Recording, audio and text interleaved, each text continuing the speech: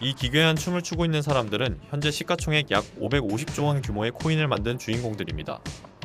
누군가는 이 코인이 비트코인보다 활용처가 더 많고 만약 이 코인이 없었다면 지금의 수많은 알트코인도 존재하지 않았을 것이라고 말하죠. Crypto platform, right? People are building other things on that platform, and 이 코인은 바로 이더리움입니다. 오늘은 이 이더리움을 만든 사람 비탈릭 부테린에 대한 이야기입니다. 1994년 비탈릭 부테린은 러시아의 한 공업 도시에서 컴퓨터 과학자인 아버지와 공학금융을 전공한 어머니 사이에서 태어났습니다. 부모의 영향 탓인지 어릴 때부터 남다른 재능을 보였는데 3살 때는 두 자릿수 덧셈을 암산으로 풀었고 4살에는 엑셀을 장난감처럼 가지고 놀 정도였습니다. 1999년 러시아 경제가 불안정하던 시기 부모님은 결국 이혼을 하게 되고 비탈릭은 아버지를 따라 캐나다로 이주하게 됩니다. 캐나다에서 초등학교를 다니던 비탈릭은 3학년 때 또래보다 훨씬 뛰어난 수학, 과학 성적을 받으면서 영재반에 들어갑니다. 중학생 시절의 비탈릭은 겉으로 보면 게임 중독을 겪고 있는 10대 중 하나였습니다. 그가 빠져있던 게임은 바로 월드 오브 워크래프트. 그러던 어느 날 비탈릭이 아끼던 캐릭터의 핵심 기술이 게임사였던 블리자드의 패치로 일방적으로 너프됩니다. 분노한 비탈릭은 직접 블리자드에 이메일을 써서 기술을 원상복구해달라고 요청하지만 돌아온 답은 거절이었습니다. 그 일을 계기로 비탈릭은 게임을 아예 접어버립니다.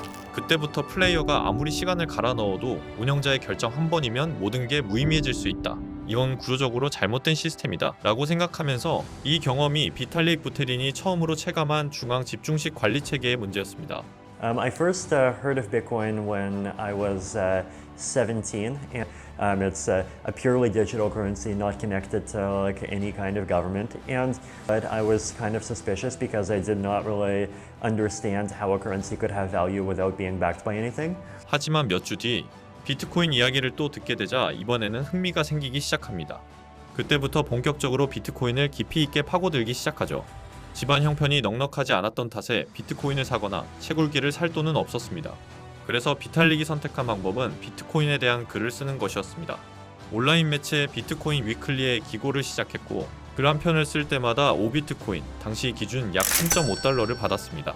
지금 시세로 따지면 글 한 편에 약 6억 원을 받는 셈이지만 그 당시만 해도 그냥 앱테크 느낌으로 커피값이나 버는 수준으로 취급받던 시절이었죠.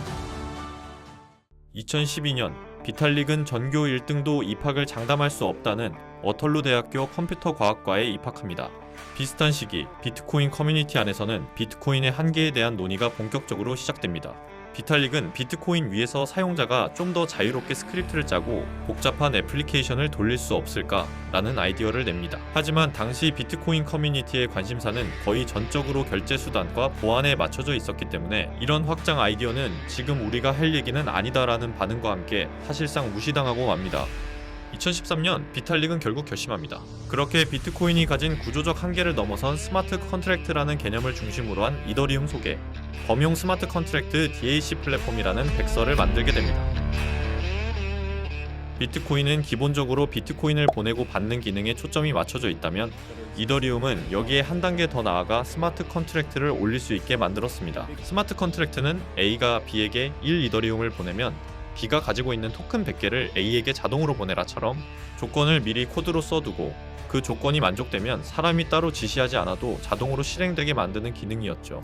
조금 더 쉽게 비유하면 비트코인은 더하기 빼기만 할 수 있는 계산기라면 이더리움은 스마트 컨트랙트를 통해 은행 앱, 카카오톡 같은 여러 앱을 깔아서 쓸 수 있는 스마트폰에 가깝다. 이렇게 이해하시면 됩니다.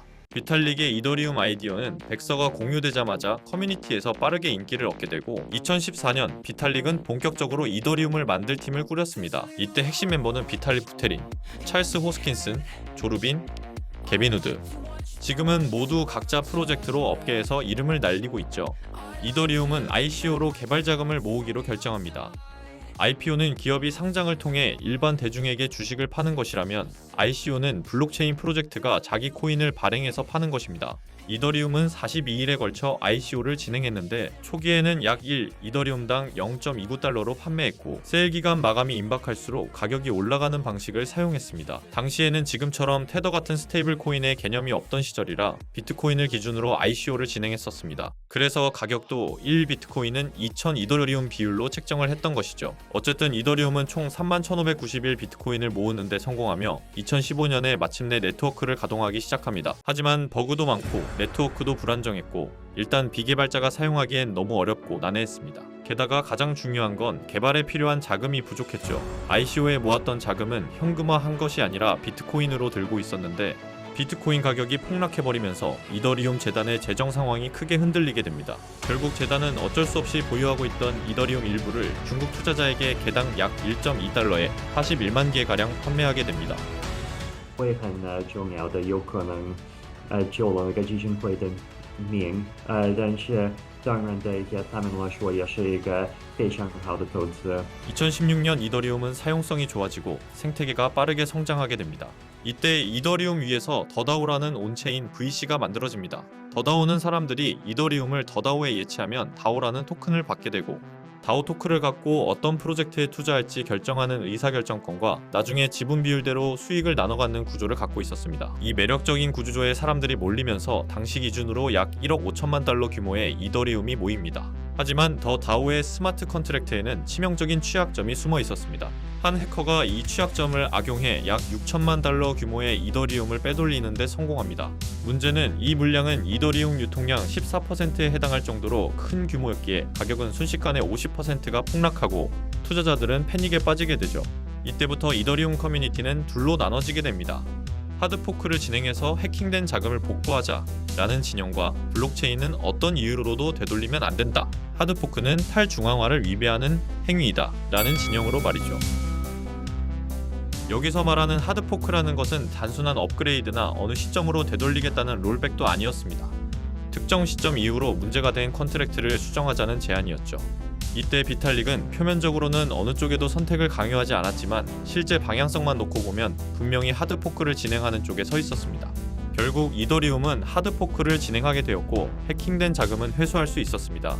여기서 우리가 알고 있는 이더리움과 이더리움 클래식이 나오게 된 것입니다. 하드포크를 진행한 쪽이 오늘날의 이더리움, 하드포크를 반대한 곳이 이더리움 클래식이 된 것이죠. 가상화폐인 비트코인 가격이 최고치를 갈아치웠습니다. 미국에서 불과 5시간 만에 5,000달러 이상 오르면서 2017년 비트코인에 미친 듯한 불장이 오면서 이더리움에도 광풍이 불기 시작합니다. 특히나 자신만의 블록체인을 새로 만들지 않고 이더리움 위에서 토큰을 만들어내고 판매하는 ICO 붐이 터집니다. 단돈 2만 원 내고 프로그램을 내려받아 MBC 코인이라고 이름 짓고 몇 개를 얼마에 팔 건지 정했더니 모두 끝났습니다. 코인 하나 만드는데 20분도 안 걸렸습니다.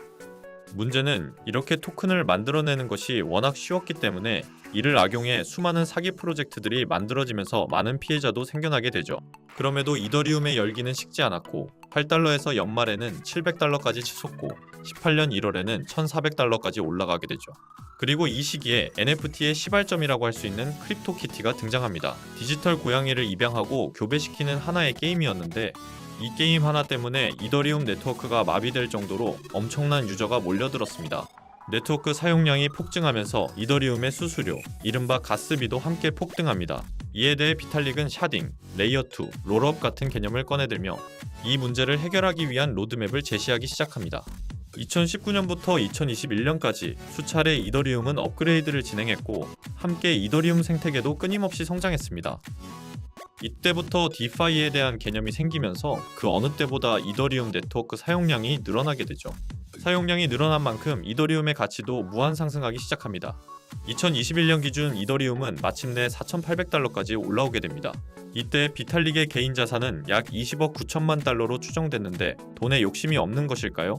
비탈릭은 자신의 개인 지갑 주소로 들어온 밈코인들을 코로나 구호 기금, 인간 수명 연장 연구 단체 등에 10억 달러 규모로 기부를 하게 됩니다. 2022년 이더리움은 역사적인 전환점을 맞습니다.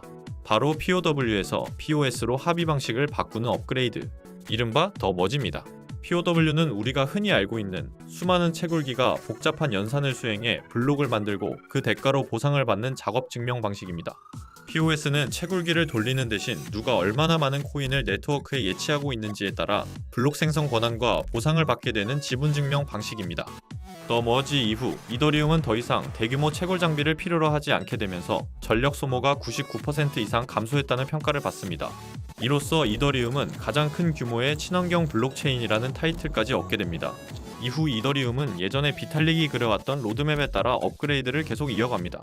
앞서 크립토키티 때 드러났던 확장성 문제를 해결하기 위해 레이어2, 롤업 등과 관련된 기술들이 빠르게 발전하면서 이더리움 위에는 수많은 레이어2 체인과 DApp들이 쌓여갑니다. 2024년에는 비트코인에 이어 미국 SEC로부터 현물 이더리움 ETF 상장 승인까지 받게 되며 전통 금융권에서도 공식적으로 인정받는 자산으로 자리 잡습니다. 이후 비탈릭은 여러 컨퍼런스를 돌아다니며 이더리움의 목표를 이렇게 설명합니다.